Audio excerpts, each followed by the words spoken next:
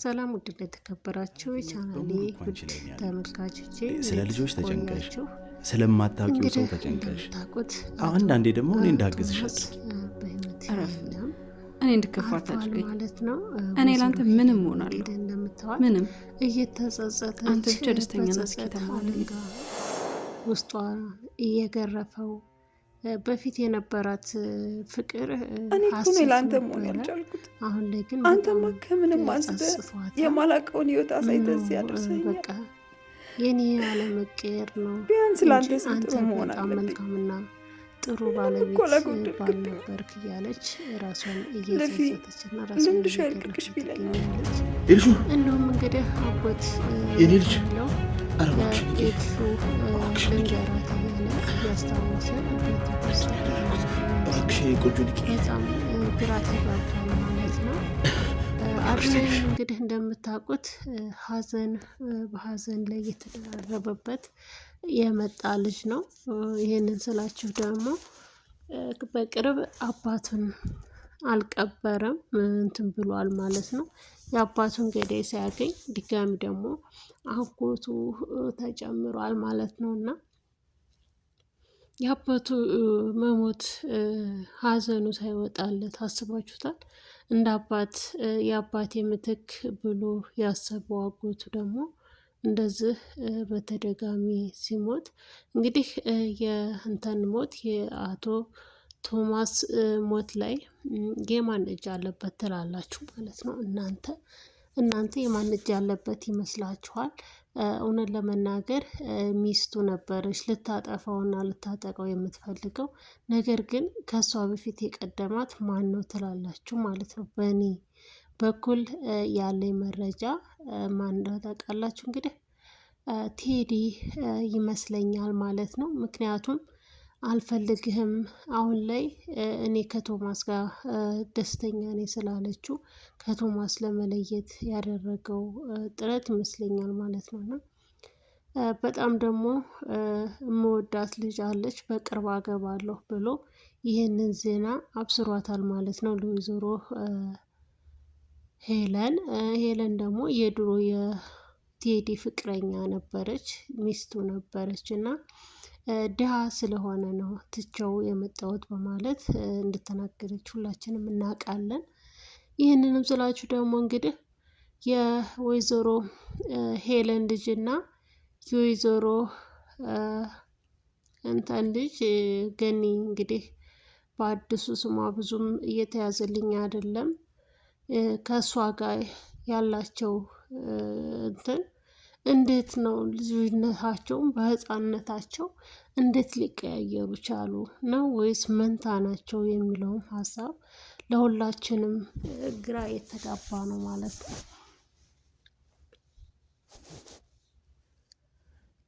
እንደምታውቁት እንግዲህ በጣም ሀዘኑ ሲጎዳው መኪና ውስጥ ቁጭ ብሎ እያለቀሰ ይገኛል።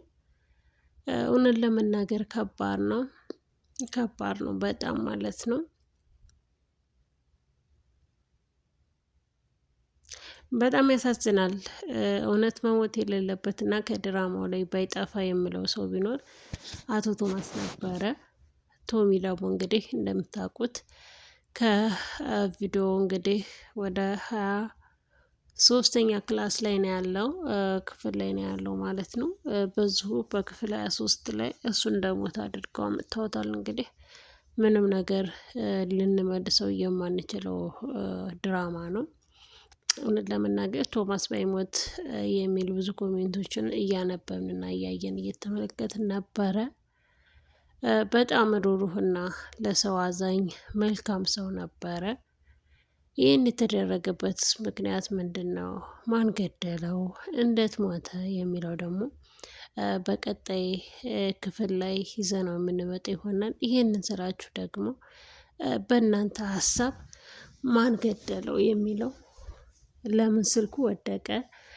በነገራችን ላይ የማናት የሀንዬ ማለት ነው ይቅርታ ሀኒ ያልኩኝ ማለት ነው ዝና ስለተናገረች ነው።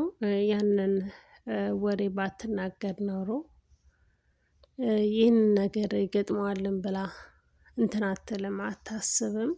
ፍቅረኛዋ ተብዬው እንግዲህ እንደምታውቁት እሱ ነው የተናገረው። እሱ ባይናገር ደግሞ እሷ ለሱ ተናግር ያለው ብላ ቅድሚያ ለቶኒ እንደተናገረች ሁሉ ሄዳ ለፍቅረኛዋ ማንነቱን ሳታውቀው ለፍቅረኛዋ ማን እንደው ሳትረዳ ሄዳ በስልክ ተናግራለች፣ ለቴዲ ማለት ነው። ቴዲ ደግሞ ማለት የሄለን ቀኝ እጅ ማለት ነው። ይህ ነገር ደግሞ እንዳይጋለጥባቸው ስትል ሄዶ እሱ ደግሞ ያኛውን ቶማስን ያስወግዳል ማለት ነው። ቶማስ ባይወገድና ቢቀጥል የምንል ብዙዎች አለንና እውነት ለመናገር በዚህ ድራማ ላይ ብዙ ነገሮችን እንደተማራችሁ ተስፋ አደርጋለሁኝ። የፊቱ የኋላ ይሆናል፣ የኋላው ደግሞ የፊት ይሆናል ይላልና መጽሐፍ ቅዱስ። እኛ እንኖራለን የምንለውን እኛ ሳንሆን ነው የምንኖረው፣ እግዚአብሔር በሰጠንና በአደለን ጸጋ ነው እንጂ አለን ብለን ማለት አንችልም። የሰው ልጅ ደግሞ ለነገ የሚለው ነገር ቢቀር ነው የምለው። ምክንያቱም የዛሬን እንጂ የነገር ማንም አያውቅም። የዕለት ጉርሻዬንና የአመት ልብሴን ስጠኝ ብለን ነው ጸሎት ስናደርግና ይህንንም ያልኩበት ምክንያት ወይዘሮ ሄለን ለልጇ ብር ለማከማቸት ነው። እንግዲህ የሰውን ህይወትን ሁሉ እያጠፋች ህጻናቶችን በህገ ወጥ ዝውውር እየሸጠች ህጻናቶችን እንትን እያለች እያሳገተች ህጻናቶችን እየሸጠች የምታደርገው ገንዘብ ነው ለልጄ ለወደፊት ህይወቷ ይሆናታል ብላ የምታስበው። ነገር ግን ይሄ ሳይሆን ዋናው ነገር ለፍቶ ደክሞ ከላባችን ጠብ ያደረግነው ብር በረከትና ረድኤት ይኖረዋል። በሰው ላብ ላይ እና በሰው እንባ በሰው ሀዘን ላይ የመጣ ብር ግን አይደለም የራስን አይደለም የሰውን የራሳችንንም ይዞት ይሄዳል ማለት ነው። ባለን ነገር እናመስግን፣ አመስጋኞች ብንሆን እላለሁ ማለት ነው። ምክንያቱም ይሄንን ያልኩበት ምክንያት ሄለንን እንደምታዋት ለልጇ ጥሬ ገንዘብ ማስቀመጥ፣ ቤት ገዝታ ቤቱን መስጠት፣ ማስተላለፍ፣ ማውረስ ነው የምትፈልገው። ግን ለልይቱ ደግሞ መጥፎ ባህሪዋ ምንድን ነው? ትምህርት ቤት ነው የምወደው እያለች ትምህርት ቤት ሳትውል እንግዲህ እንደምታዩት መኮንን ተከታትሎ ሄዶ ትምህርት ቤት ሳትገባ እንዲሁም ክላስ አለ ብላ ክላስ አልገባሽም፣ ትምህርት ቤት ነው መንገድ ላይ ጓደኞች እያስቸገሩ ነው ናመታለይ ብላ ስትለው መኮንንም አይጠረጠርም አይደረግም በማለት ይከለክላታል። እህኔ እህትህ ብትሆን ትሄዳለህ በማለት ሉሊሻ ግን እንደዛ አይነት ልጅ አይደለችም፣ አትድምም አልሄድምም በማለት ይህንን መልስ ይመልስላታል። ሉሊሻም እንግዲህ የኤችአይቪ ኤዲስ ተጠቂ ናት ተብላ በጭንቅላት ውስጥ ያልሆነ በሽታ አለብሽ ተብላ በጭንቅላቷ እየተጸጸተች ይሄ ነገር መቼ ነው የሚጋለጥብኝ እያለች በመሽቆጥቆጥ የምትኖር አንድ ምስኪን ልጅ ናትና አዶናይም እንግዲህ የአባቱ ጸጸት ሳያልፍለት ደግሞ ድጋሚ የአጎቱን ጸጸት እየገረፈው ይኖራል።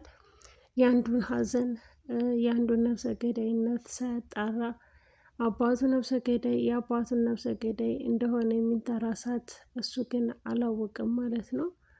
አዶናይ የአባቱን ጥላትም ሆነ የአጎቱን ጥላት ሰርስሮ እንደሚደርስበት ተስፋ የምናደርግበት የሁላችንም አላማ ነው። ምክንያቱም እስካሁን ፍንጭ እየሰጠም ያገኘም ያለው ከእሱ ጋር ነው። አሁን ላይ ደግሞ መኮንንም በጣም የሚወደውና መልካም ጓደኛ ሆኖለታል። እሱም ሊያግዘው ይችላል ማለት ነው። ውድ የቻናሌ ቤተሰቦች የአዶናይ እንባ እውነተኛ እንባ ከልብ ካለቀሱ እንባ አይገድምም ነው የሚባለው አይደል? ነገር ግን የሱ እንባ ለሁላችንም የሚያስለቅስ ለሁላችንም የሚያስለቅስና የሚያሳዝን ነው። እውነት ለመናገር ይሄንን ቪዲዮ ማየት እንባን አይገድበውም ማለት ነው። በጣም የሚያሳዝንና በጣም የሚያስከፋ ቪዲዮ አለው ማለት ነው። አዶናይ ሲያለቅስ በእውነት ሁላችንም የሚያስለቅሰው። እንግዲህ የአባትን ፍቅር የሚገባው ያውቀዋል ማለት ነው። የአባት ፍቅር ምን ያክል እንደ እሳት እንደሚያቃጥል ማለት ነው። እንግዲህ እንደ ሰው እንደ እስከ ዛሬው ነው ዝም ብሎ የወጣው እንጂ እንደሚመጣ አድርጎ ነው የወጣው እንጂ አልሸኘኝም፣ ቻው አላለኝም በማለት እየጸጸተው ያለው እንግዲህ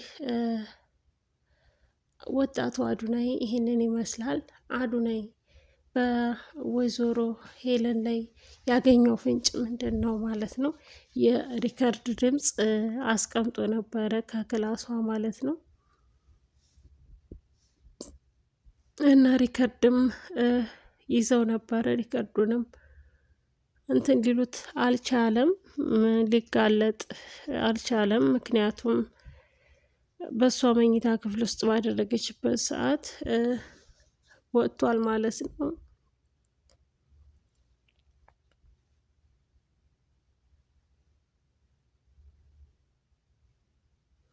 ኤልሹስ እንዴት ነው የአባቷን መሞት የምትነገረው?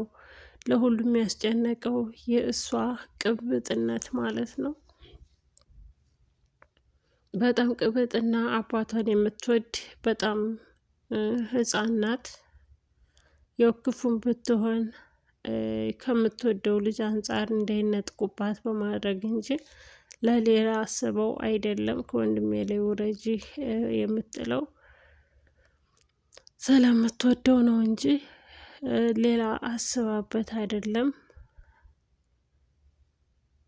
እና አዶናይ በጣም ያሳዝናል። ይህ ድራማ ላይ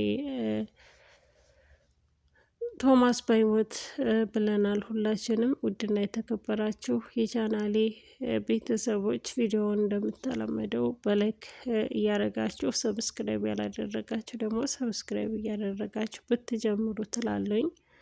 ውድ የቻናሌ ፋሚሊዎች ወዳችኋለሁ፣ አከብራችኋለሁ። ሰላማችሁ በክርስቶስ ይብዛልኝ እያልኩኝ ውድ የቻናሌ ቤተሰቦች እኔ ለዛሬው በዚህ ሰናበታችኋለሁ። ቀጣይ በክፍል 23 ላይ እንገናኛለን። ክፍል 23 ነው።